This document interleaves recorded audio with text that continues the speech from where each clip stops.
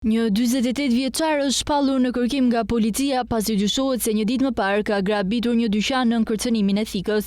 48 vjeçari është identifikuar si Jorgo Kumaraku, i njohur ndryshe si Leonard Kumaraku, nga fshati Livadhja i Bashkisë Finiq, përdorruesi lëndëve narkotike. Sipas policisë, dyshohet se ka vjedhur me dhunë një shumë prej 60.000 lekësh nga shitja e dyqanit 26 vjeçe, e cila si pasojë ka pësuar dëmtime fizike.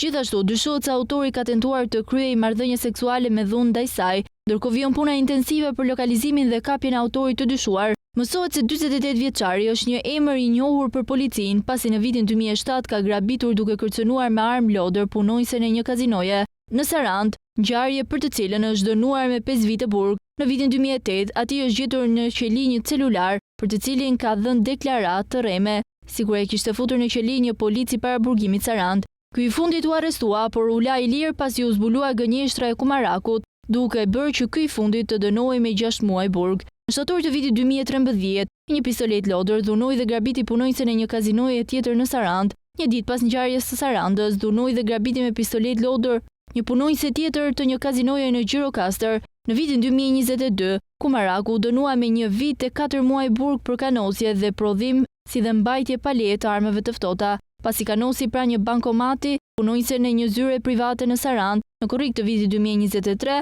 ai u arrestua për vjedhje në një hotel në fshatin Livadhja të Bashkisë Finiq.